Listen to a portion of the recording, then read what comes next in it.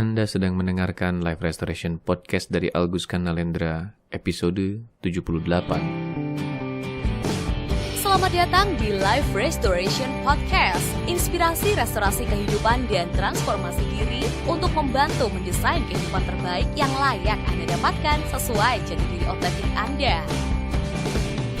Life Restoration Podcast menghadirkan berbagai inspirasi restorasi kehidupan dan transformasi diri yang juga diadaptasi dari kisah nyata para individu yang menjalani program terapi, konseling, dan life restoration coaching bersama Coach Alguskan Nalendra.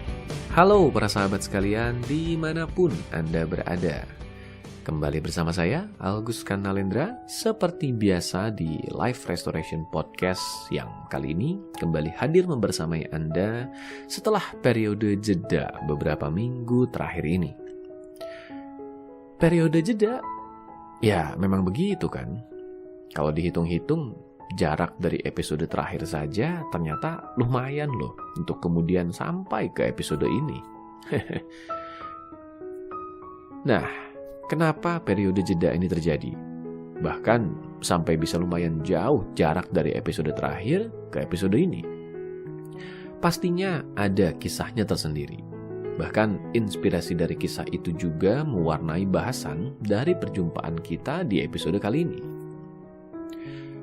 Tapi pertama-tama, sebelum kita tahu-tahu melanjutkan terlalu jauh, seperti biasa dulu lah ya, kita awali podcast ini dengan doa dan harapan terbaik. Semoga Anda sekalian selalu dalam keadaan sehat, berkah berlimpah, dan damai berbahagia dimanapun Anda berada bersama mereka yang Anda kasihi. Wah, kangen sekali. Periode jeda yang saya ceritakan tadi itu benar-benar membuat saya rindu untuk kembali berbagi dalam bentuk audio podcast seperti yang saya lakukan sekarang ini. Bagi Anda yang sudah terbiasa mendengarkan podcast ini dulu secara rutin, pastinya sudah familiar lah ya. Bagaimana podcast ini menjadi sarana saya untuk berbagi kabar secara rutin, mengupdate kabar setiap minggunya, berbagi inspirasi terkini yang saya dapati dari perjalanan mendampingi perubahan para klien, sambil juga menyapa Anda sekalian, para pendengar setia podcast ini. Selama periode jeda ini, hal itu jadi tidak bisa saya lakukan. Dan ya, seperti yang saya katakan tadi, kangen rasanya kehilangan semua itu. Tapi ya seperti yang saya bilang tadi juga, ada kisahnya kok di balik periode jeda ini. Bahkan bukan kisah biasa, melainkan kisah yang bagi saya penting karena membuat saya sampai-sampai melahirkan sebuah episode khusus yang memuat hikmah pembelajaran di balik periode jeda ini, yaitu hikmah berdamai dengan perubahan. Yang seperti Anda lihat juga menjadi judul dari episode podcast kali ini. Baiklah, jadi ada kisah apa saja di balik periode jeda ini dan apa hikmah pembelajaran yang bisa dipetik di balik semua yang terjadi akhir-akhir ini. Kita mulai kisahnya dari yang saya alami sejak episode terakhir, ya. Jadi begini, ketika episode terakhir diunggah, saya masih menyelesaikan rangkaian kegiatan memfasilitasi pelatihan kepemimpinan para pemimpin di sebuah perusahaan otomotif di daerah Cikarang, Bekasi. Kalau sekarang sudah selesai, sudah rampung dan tuntas itu program. Sudah lega lah rasanya. Tapi dulu, ketika episode itu dibuat, saya masih terlibat di fase akhir penyelesaian program itu. Nah, kalau Anda mengikuti perkembangan episode terakhir, pasti tahulah ya, bahwa periode itu bukan periode yang mudah bagi saya. Beberapa kali kondisi fisik sempat mengalami penurunan yang tidak main-main. Di periode menjelang penutupan kegiatan saja saat itu, pas lagi parah-parahnya. Saya terkena radang yang menjadikan tubuh benar-benar kepayahan. Dari mulai demam, sakit kalau menelan, pusing, batuk, dan banyak lagi gejala lainnya. Wah, semeriwing deh rasanya. Lagi-lagi, kalau Anda sudah terbiasa mendengarkan episode demi episode podcast ini, pastinya sudah familiar lah ya, bahwa Saya paling tidak suka menghamburkan energi untuk menyalahkan atau meratap. Maka daripada saya menyalahkan beratnya aktivitas di periode tersebut, saya akan dengan tegas menyatakan bahwa lagi-lagi ketidaksiapan saya dalam mengelola stamina fisik yang menjadi penyebab utamanya. Memang dari segi aktivitas fisik sendiri, menantang sekali aktivitas memfasilitasi pelatihan itu. Bayangkan saja, kurang lebih 8 minggu berturut-turut saya berbagi memfasilitasi pembelajaran pada kurang lebih sekitar 20 orang dalam setiap kelasnya selama 3 hari, dari pagi sampai sore, harus berbicara dengan suara lantang, bergerak secara dinamis dan aktif, melakukan semua itu di ruangan ber-AC. Sampai kemudian keluar ruangan ke area yang tergolong panas, di tengah cuaca yang tidak bersahabat. Wah, lengkap sekali lah ya. Lengkap tantangannya maksudnya. Memang bisa saja saya menyalahkan berbagai tantangan itu. Tapi ya buat apa juga? Daripada sibuk menyalahkan keadaan yang tidak bisa kita kendalikan, lebih baik introspeksi. Apa kelemahan kita yang menjadikan itu terjadi kan? Maka daripada saya menyalahkan kondisi yang memang menantang itu, saya lebih memilih untuk fokus pada introspeksi. Hal apa yang saya lengah persiapkan sampai tantangan itu bisa mempengaruhi sedemikian signifikannya. Ya, lebih baik saya fokus menyoroti ketidaksiapan saya mengelola stamina fisik. Karena memang pasti itu juga punya peranan penting kan? Tapi ya demikian pada akhirnya, dengan kondisi yang tidak karuan itu, alhasil saya juga harus menerima kenyataan bahwa kondisi tubuh saya juga tidak memungkinkan untuk bisa memproduksi konten yang seperti biasa harusnya saya bagikan. Ya, mau berbagi konten bagaimana? Suara saja nyaris hilang. Kalau berbicara sakit rasanya. Akhirnya, terjadilah yang saya ceritakan di episode terakhir lalu, yaitu bolongnya media sosial saya. Yang biasanya konsisten rutin mengikuti jadwal unggahan, kali ini suka tidak suka jadi bolong dan tidak terisi. Kalau boleh jujur, rasanya sakit sekali. Betapa tidak, setahun penuh di tahun 2021, konsistensi berbagi di media sosial itu dijaga, kali ini tiba-tiba bolong dan komitmen untuk menjaga konsistensi itu terlanggar. Ya rasanya gimana gitu ya. Tapi ya lagi-lagi, mau fokus apa? Mau meratap atau mau fokus mengambil hikmah? Saya sih memilih untuk fokus mengambil hikmah.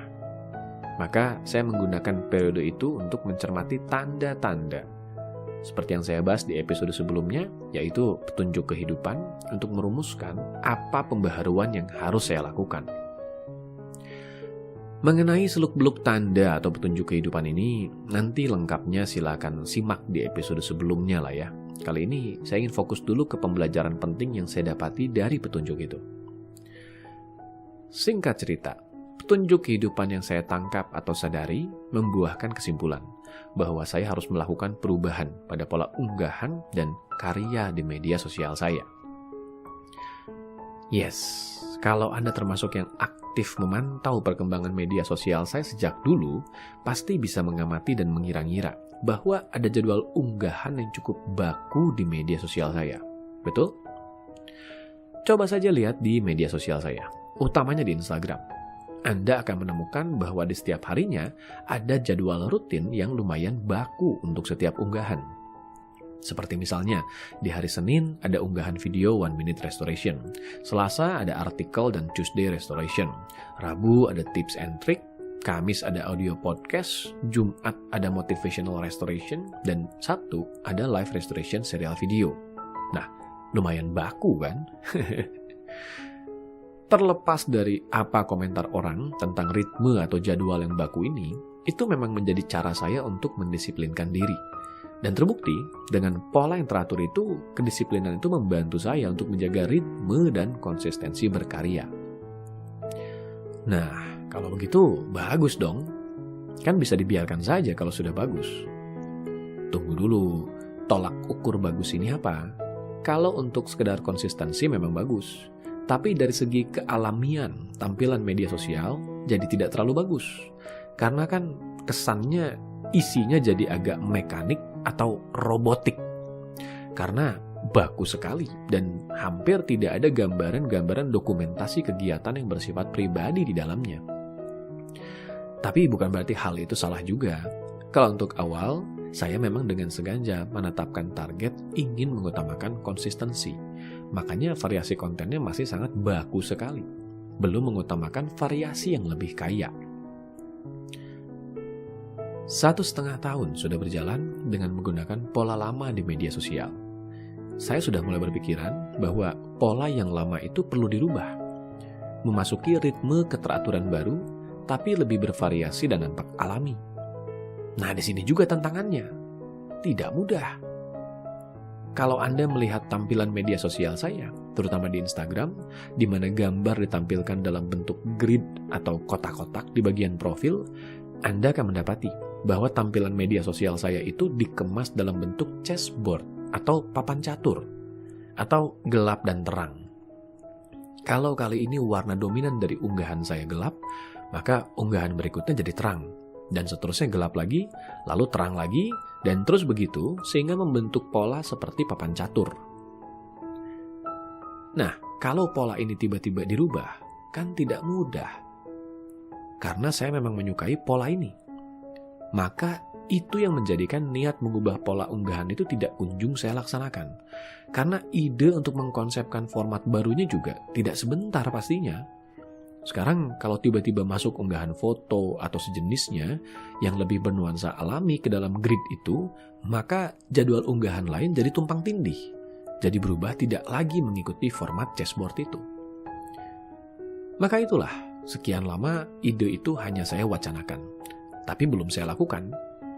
Sampai kemudian, yes, Anda bisa menebaknya lah ya.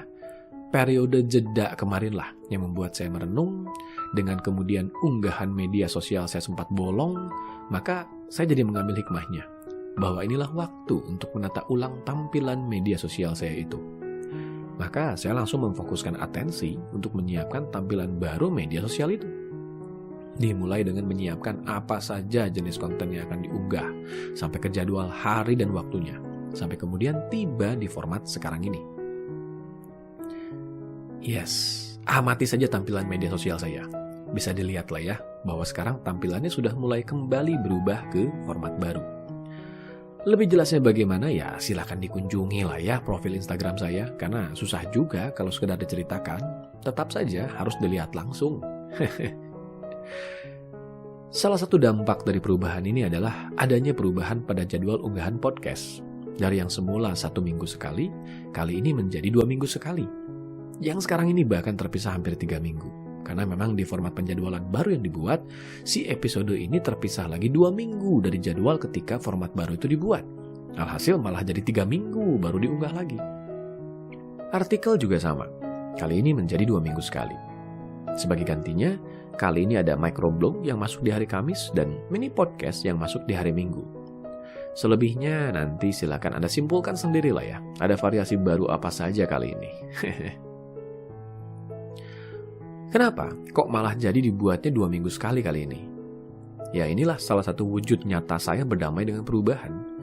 Perubahan ini bukan perubahan yang terlalu jauh, melainkan perubahan yang harus saya lakukan untuk menyesuaikan dengan kebutuhan dan kompleksitas operasional saya. Saat ini ada banyak hal yang harus saya selesaikan, seperti menyelesaikan buku yang tertunda beberapa bulan ini, juga menyelesaikan platform LMS yang saya gunakan untuk meletakkan isi materi pembelajaran yang saya miliki secara online. Belum lagi masih juga harus mendampingi para klien di berbagai sesi coaching, konseling, dan terapi yang dijadwalkan. Nah intinya aktivitasnya banyak sekali. Di satu sisi aktivitas ini harus terlaksanakan, di sisi lain ada unggahan inspirasi di media sosial yang juga perlu dijaga. Jadi harus ada win-win solution-nya kan?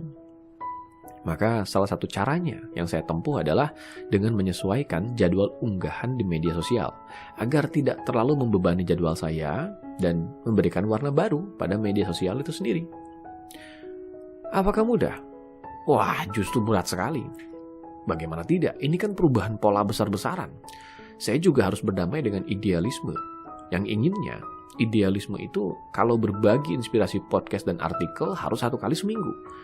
Kali ini kan tidak bisa begitu. Karena kalau dipaksakan seperti itu, maka malah jadi semua tidak terurus. Karena energinya malah jadi habis tidak karuan.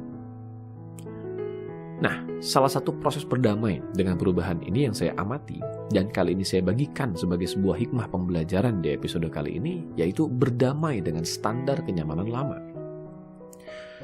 Sebagai manusia, wajar kalau kita punya standar kenyamanan tersendiri, di mana standar kenyamanan ini nanti akan berhubungan dengan idealisme atau hal yang kita perjuangkan, atau hal yang kita yakini baik dan benar adanya.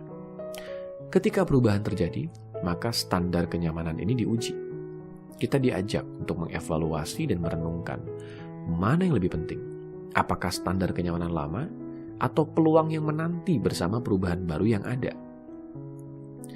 Di sini kita tidak bicara benar atau salah, karena tolak ukur benar dan salah setiap individu bisa berbeda.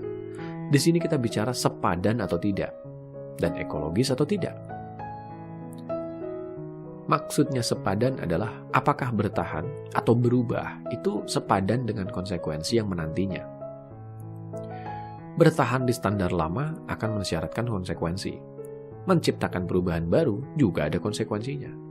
Nah, disinilah kita merenungkan apakah konsekuensi itu sepadan dengan hasil yang kita sanggup terima. Misalnya saja, kita memutuskan untuk bertahan di kondisi lama. Maka sudah tentu kita harus siap merelakan berbagai peluang yang ada, yang hanya bisa diperoleh dengan adanya pembaharuan. Apakah itu salah? Ya kembali pada diri kita. Apakah kehilangan peluang baru sepadan? Apakah bertahan di zona lama sepadan? Apakah ketertinggalan ini sepadan? Karena bisa jadi orang lain sedang berbenah dan berubah, kita yang tidak berubah ini kemudian tertinggal jadinya. Lalu maksudnya ekologis adalah juga memperhitungkan apakah perubahan ini mensyaratkan konsekuensi yang terlalu berat atau bahkan konyol. Disinilah kita menakar apakah konsekuensi itu sepadan dengan hasil akhir atau peluang pembaharuan yang menanti di ujung perubahan itu. Meski itu berat atau bahkan konyol sekalipun, kalau ternyata sepadan, maka bisa lain ceritanya sekarang. Makna berat atau konyol itu bisa berubah sekarang menjadi menantang. Tapi kalau tidak sepadan, karena lebih banyak potensi kerugian yang tidak sepadan, ya mau apa juga dipaksakan perubahan itu. Maka lagi-lagi, di sini proses berdamai dengan perubahan akan bermuara pada dua akhir, yaitu berubah atau bertahan. Yang manapun itu, pastinya akan ada konsekuensi yang harus kita terima. Kesiapan kita dalam menerima konsekuensi itulah yang akan menentukan kualitas akhirnya. Saya mendapati banyak klien saya mengalami krisis dalam pertumbuhan pribadi dan bisnisnya karena salah satunya yaitu ketidakmampuan mereka berdamai dengan perubahan ini. Perubahan adalah sebuah keniscayaan dalam dunia ini. Namun pilihan tetap terletak pada diri kita. Apakah kita akan mengikuti perubahan itu atau bertahan dan membiarkan perubahan itu terjadi di luar diri kita dan kita tidak terpengaruh olehnya? Setiap pilihan yang kita buat akan mensyaratkan konsekuensi. Menyadari konsekuensi dan menyiapkan diri untuk konsekuensi inilah yang turut menentukan apakah kita berdamai dengan perubahan atau tidak. Tidak berubah atau memutuskan untuk bertahan di kondisi lama pun termasuk ke dalam proses berdamai dengan perubahan. Karena sudah ada keputusan tegas di sana. Yang penting kita siap dengan konsekuensinya. Yang jadi masalah adalah kalau kita tidak membuat keputusan itu. Tidak memutuskan dengan tegas akan ikut berubah, atau memutuskan bertahan dan membiarkan perubahan itu terjadi tanpa mempengaruhi kita. Tanpa adanya keputusan, maka kebingunganlah yang akan terjadi dalam diri kita. Kita larut pada rasa frustrasi karena kita ragu dengan posisi dan keberadaan diri kita sendiri. Begitu juga kalau kita memutuskan untuk berubah dan siap menempuh konsekuensi dari perubahan itu. Itu pun termasuk ke dalam berdamai dengan perubahan, karena ada keputusan tegas atas posisi diri kita terhadap perubahan itu. Nah, begitu juga diri Anda, bukan? Saat ini, pastinya ada banyak hal yang terjadi di sekitar Anda, betul? Bisa jadi, saat ini juga ada banyak perubahan yang sedang berlangsung di sekitar Anda. Dan bahkan bisa jadi, hawa-hawa perubahan itu mulai membayangi diri Anda, meminta Anda untuk membuat keputusan tegas, bertahan, atau berubah. Berdamailah dengan perubahan. Buat keputusan tegas. Akan bertahan di kondisi lama atau berubah mengikuti perkembangan di luar diri. Yang manapun keputusan yang Anda buat, pasti akan ada konsekuensinya. Persiapkan diri menjalani konsekuensi itu.